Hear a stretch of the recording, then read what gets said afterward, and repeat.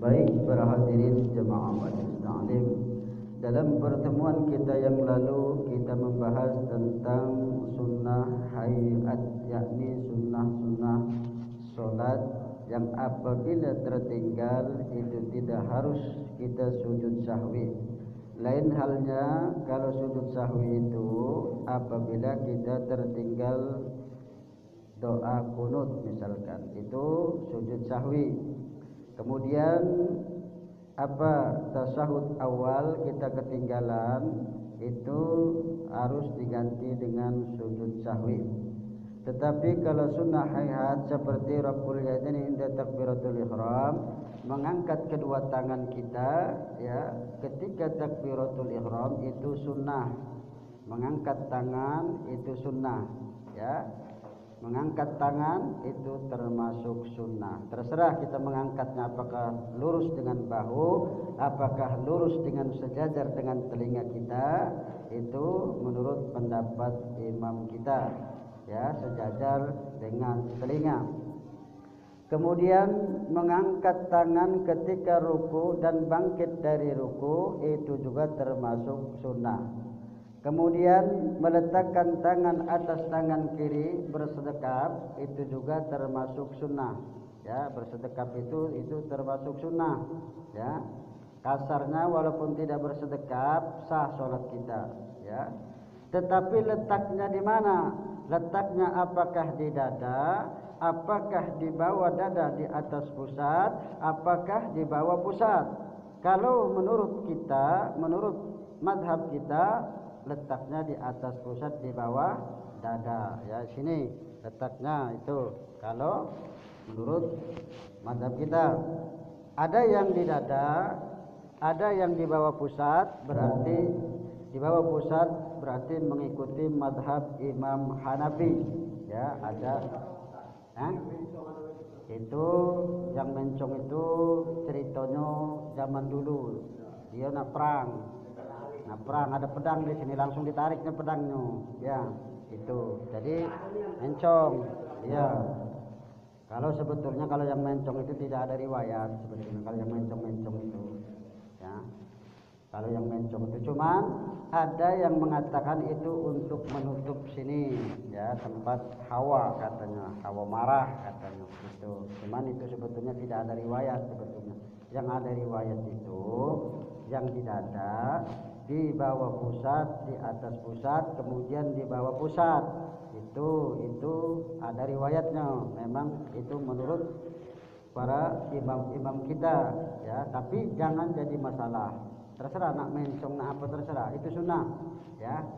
Jangan jadi persoalan. Nak mencong nak apa itu terserah. Karena itu adalah sunnah. Kasarnya kita bersedekap baik, di mana kita nak bersedekap nak berkendak itu sah-sah saja sebetulnya ya kan ya.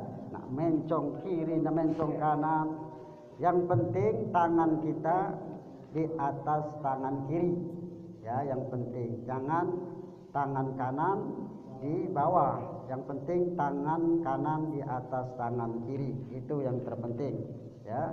Tadi jangan jadi persoalan ya, jangan jadi persoalan. Kaget ada yang mencong sini, ada yang mencong sana, kita ribut ya kan? Jangan ya.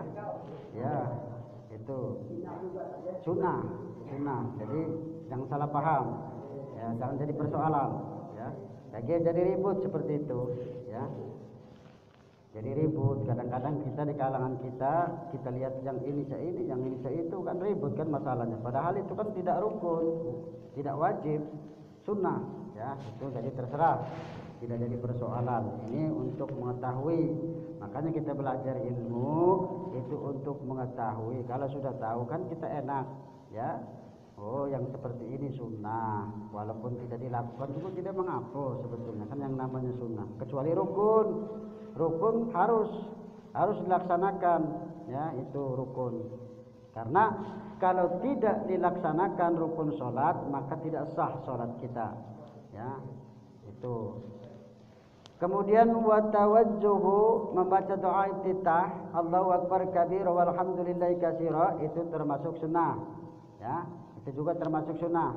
Walaupun tidak dibaca kasarnya sah sholat kita Ya, itu. Hah? Iya, habis takbiratul ihram, Allahu Akbar, kita baca Allahu Akbar kabira walhamdulillahi katsira. Makanya kalau kita misalkan sholatnya ketinggalan, imam sudah habis, tinggalkan itu bacaan, baca suratul Fatihah saja. Ya, misalkan kita sudah imam tadi sudah rakaat yang kedua, nah habis misalkan Allah kita baru datang, ya usolli fardul maghribi Allahu Akbar, langsung saja baca Fatihah, ya tak usah baca Allahu Akbar kabiro kalau tidak keburu lagi, karena itu sunnah. Ya, yang rukunnya kita baca suratul Fatihah itu kalau kita sempat membacanya, ya jangan kita baca itu dulu kaget suratul Fatihah, nanti kita ketinggalan imam. Jadi baca yang terpentingnya dulu suratul Fatihah, karena itu rukun, ya itu. Karena Allahu Akbar kabira, doa kita itu termasuk sunnah, dibaca atau tidak dibaca itu sah sholat kita, ya. Tapi kalau kita ingin mendapatkan pahala lebih, mencontoh Rasul, kita baca itu. Kemudian mengeraskan baca wal isti'adah, membaca a'ud, ya membaca a'ud itu juga termasuk sunnah dalam membaca suratul Fatihah. Kemudian mengeraskan bacaan kita di dalam sholat, di mana letaknya, sholat maghrib, sholat isya, sholat subuh, itu juga termasuk sunnah, ya termasuk sunnah. Kalau kita sholat sendirian misalkan, sholat dewean, ya kita dibaca di lirik juga tidak jadi masalah, sunnah. Tapi kalau bagus dikeraskan, walaupun kita misalkan sholatnya sendirian, sholat isya misalkan Bismillahirrahmanirrahim, ya jangan kuat-kuat, tapi ya jangan kuat-kuat gino, biasa baik sholat no. Kalau sholat dewean tuh, ya supaya terdengar baik dengan telinga kita, maksudnya kan jangan kuat-kuat. Nah itu juga termasuk sunnah, ya membaca amin, amin ghairil maghdubi alaihim waladdallin, amin itu termasuk sunnah. Kita baca itu amin sama-sama dengan imam, kemudian jamaah amin, itu juga termasuk sunnah. Kemudian membaca surah sesudah Al-Fatihah, wa qira'atul surati ba'dal Fatihah, membaca surat sesudah Al-Fatihah, itu juga termasuk sunnah. Ya, bacaan ayat, bacaan surat itu termasuk sunnah. Mana yang rukunnya, yang wajibnya membaca suratul Fatihah, itu yang wajib, yang rukun, ya itu. Jadi membaca ayat, membaca surat itu termasuk sunnah. Kemudian takbir ketika akan ruku, kemudian bangkit dari ruku, yang namanya iktidal, kita membaca Sami Allahu liman hamidah Rabbana lakal hamd, itu termasuk sunnah, ya, sunnah termasuk sunnah juga, ya membaca Sami Allahu liman hamidah Rabbana lakal hamd, itu termasuk sunnah. Kemudian membaca tasbih di dalam ruku dan sujud, membaca tasbih di dalam ruku dan sujud. Kita ruku bacaan subhana rabbiyal azim wa bihamdi. Kita sujud membaca subhana rabbiyal a'la wa bihamdi. Itu sunnah. Ya, sunnah. Sunnah kita baca 3 kali. Ya, itu sunnah. Jadi yang namanya sunnah apabila kita lakukan mendapatkan pahala, dan apabila kita tinggalkan tidak berdosa. Berarti kalau kita tidak bisa membaca itu sah sholat kita, ya sah sholat kita. Tidak baca subhana rabbiyal azim, kasarnya ini subhana rabbiyal azim atau subhana rabbiyal a'la, sah sholat kita. Mana yang rukunnya? Yang rukunnya adalah rukuknya itu, yang rukunnya adalah sujudnya itu. Itu sujudnya itu yang rukun. Kita sujud, ya. Kalau soal bacaan itu sunnah. Subhana rabbiyal a'la atau subhana rabbiyal azim itu adalah sunnah. Makanya ruku harus benar-benar rukunya. Sujud harus benar-benar, karena yang sujud, yang rukunya itu adalah termasuk rukun, ya. Itu. Kemudian wa wad'ul yadaini 'alal fakhdaini fil julusi yabsudul yusra wa yaqbidul yumna illa al musabbihata fa innahu yusiru biha mutasyahidan. Kita ketika duduk meletakkan kedua tangan kita di atas kedua paha kita di dalam duduk, ya. Ya, itu meletakkan kedua tangan kita ini di paha kita. Jadi kalau kita dalam keadaan duduk istiros duduk tawarruk, harus meletakkan kedua tangan kita di paha. Kecuali tangan kita hendaklah kita itu menggenggam, ya, menggenggam tangan kita ini, ya, tangan kiri kita artinya babarkan, ya, seperti ini ibaratnya. Kemudian menggenggam tangan kita illal musabbihata, kecuali telunjuk, ya, kecuali telunjuk, ya. Jadi kalau kita masuk ke dalam rakaat yang kedua tasyahud awal, hendaklah kita itu artinya menggenggam tangan kanan, digenggam tangan kanan kecuali telunjuk kita, ya, digenggam tangan kanan kita, yang tangan kanan digenggam. Kemudian ketika kita tasyahud itu membaca asyhadu an la ilaha illallah, gerakan jari tangan kita, ya, itu baru telunjuk kita. Nah, itu, ya, kalau tangan kiri biasa, ya, dibabarkan tangan kiri itu. Jadi tangan kanan digenggam kecuali jari telunjuk kita. Itu juga termasuk sunnah, ya. Itu juga termasuk sunnah. Jadi kita telunjuk kita ini seperti lunjuk ini itu termasuk sunnah. Menggenggam tangan kanan kita kecuali telunjuk itu juga termasuk sunnah. Walaupun kasarnya tidak dilakukan sah masih sholat kita. Ya, itu, ya.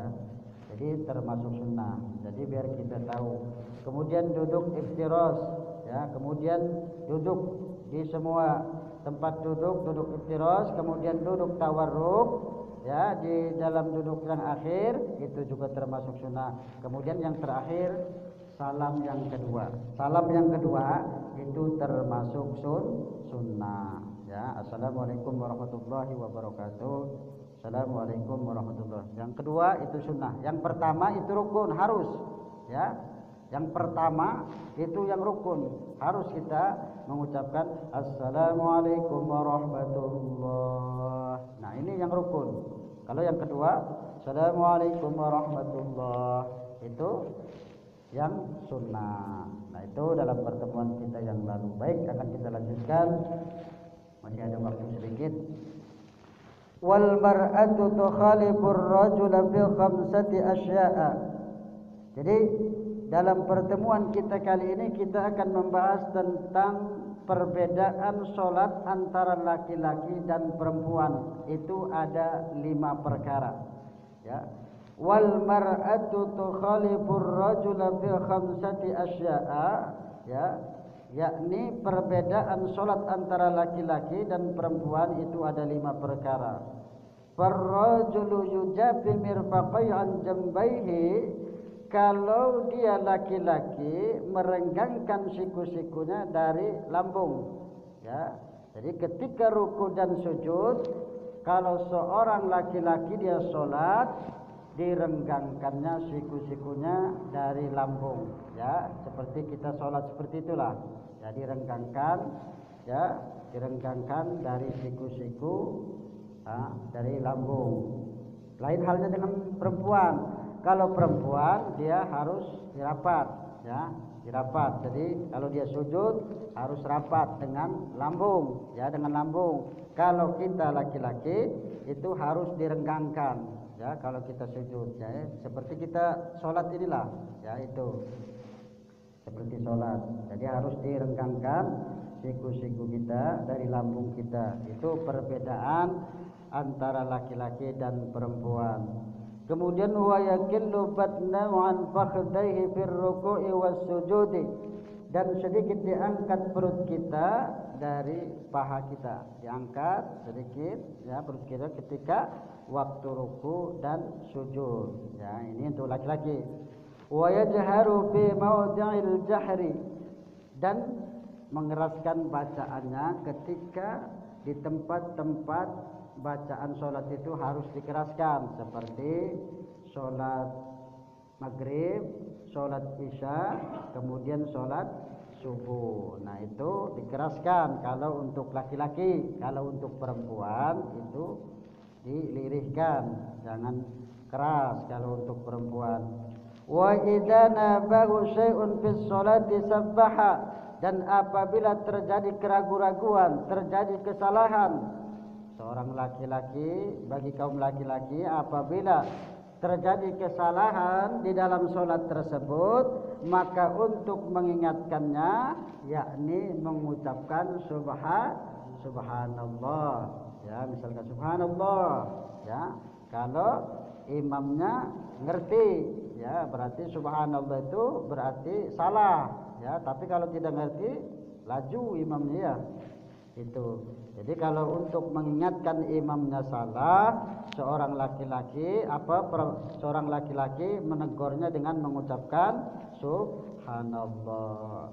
Kemudian wa auratur rajuli ma baina surrati wa rukbatihi, aurat laki-laki itu antara pusar dan kedua lutut. Jadi aurat laki-laki itu, ya, antara pusar dan lutut itu aurat. Aurat laki-laki itu dari pusar ini sampai lutut itu aurat laki-laki. Jadi kalau sampai yang di atas pusat ke sini itu tidak termasuk aurat kalau laki-laki, ya, itu. Jadi sampai lutut. Makanya kalau kita berpakaian yang sopan, pakai celana pendek itu melewati lutut kalau bisa, ya, karena kalau sudah kejingoan lutut itu aurat. Apalagi celana pendek, ya, sampai di paha kita, lututnya kelihatan, itu aurat, ya, aurat laki-laki, ya, itu sampai pusat. Ada yang pakai peci, pakai baju bagus, celana pendek, ya, itu. Kadang-kadang wong kita kan seperti itu, pakai peci, pakai baju, pakai celana pendek. Nah itu tidak sesuai, ya. Karena apa? Karena lutut ini itu termasuk aurat bagi laki-laki, ya. Tapi kalau perempuan seluruhnya adalah aurat kecuali wajah dan kedua telapak tangan, itu untuk perempuan. Tapi kalau untuk laki-laki auratnya yakni dari pusat sampai kedua lutut kita. Nah itu untuk aurat laki-laki. Nama? Tidak apa-apa. Kalau jemaahnya setuju. Kalau tidak setuju, tidak. Apa? Oh, tidak jadi masalah. Ya kan sunnah. Tadi kan sudah dijelaskan. Sunnah. Maksudnya rakaat pertama itu. Iya. Oh, ya namanya tidak apa-apa. Cuman tidak hafal namanya berarti. Tidak hafal surat yang lain kalau. Iya. Yo. Nah itu. Makanya kita harus mengetahui kalau itu termasuk sunnah, berarti tidak jadi masalah. Sholat kita masih sah, cuman kedengarannya tidak enak, ya kan? Masih membaca ayat apa? Rakaat pertama araital lati, rakaat yang kedua araital lati. Nah itu kan tidak kedengarannya, tidak seperti tidak hafal ayat-ayat yang lain atau surat-surat yang lain. Makanya kalau membaca surat itu yang pertama itu lebih panjang, kemudian yang kedua itu harus pendek, ya. Jangan yang pertama pendek, kemudian yang kedua panjang, jangan, ya. Jadi misalkan ara'aital ladzi tukadzibu bidin, ayat yang kedua atau surat yang kedua misalkan qul huwallahu ahad, yang lebih pendek dari ara'aital ladzi, ya, itu. Ya, itu yang pertama itu panjang. Ya, kalau hafal. Kalau tidak hafal tidak jadi masalah. Kalau tidak hafal. walaupun alif lam mim. Allahu akbar, sah salat kita masuk. Ya misalkan, nah tidak jadi masalah seperti itu. Cuman alangkah itunya kan seperti itu kedengarannya kan. Ya itu. Jadi kalau sholatnya masih sah, ya itu karena tadi sudah dijelaskan itu adalah sunnah. Ya. Baik, karena waktu kita sudah jam 7:30, kita cukupkan sampai di sini. Kalau ada pertanyaan yang lain silahkan, mumpung ini. Kalau tidak ada, kita tutup.